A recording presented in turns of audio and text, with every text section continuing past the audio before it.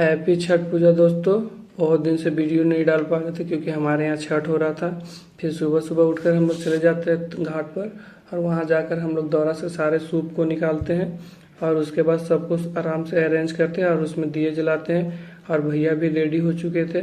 फिर ये तालाब के अंदर जाते हैं और डुबकी लगाते हैं। डुबकी लगाकर फिर कुछ देर वेट करते हैं। फिर जब सूर्योदय हो जाता है तो फिर हम लोग अर्घ दिलाने चले जाते हैं। दूध लेकर मैं चला जाता हूँ अर्घ दिलाने के लिए। फिर भैया जैसे ही बाहर आते हैं तैसे ही भाभी उनको अच्छे से सिंदूर उंदूर लगाकर टीका लगाते हैं। फिर उसके बाद हम लोग भैया को दौरा पकड़ाते हैं। फिर दौरा पकड़ाने के बाद हम और मेरा दोस्त दोनों मिलकर अर्घ दिलाते हैं। पहले दूध से अर्घ दिलाते हैं। फिर उसके बाद जब दूध से अर्घ दिला लेते हैं अच्छे से तो फिर दूध से अर्घ दिला लेने के बाद फिर हम लोग लास्ट में पानी से अर्घ दिलाते हैं। और पानी से अर्घ दिला लेने के बाद ये हमारा अर्घ कंप्लीट हो जाता है दौरा वाला।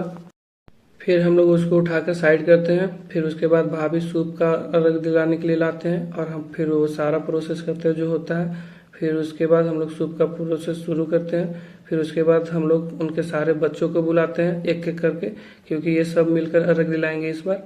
और उसके बाद हम लोग और पूरा उनका फैमिली के साथ भैया को अर्घ दिलाते हैं दूध का। हम भाभी भैया और बच्चे और साथ ही में मेरा दोस्त, हम लोग सब मिलकर भैया को अर्घ दिलाते हैं सूप का। फिर उसके बाद मेरा दोस्त भी आकर अर्घ दिलाता है भैया को।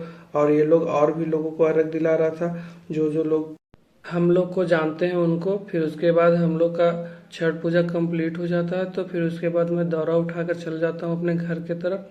फिर वहाँ से हम लोग निकल जाते हैं। साथ ही साथ मैं और मेरे साथ भैया थे और उनके दो बच्चे भी आगे चल रहे थे।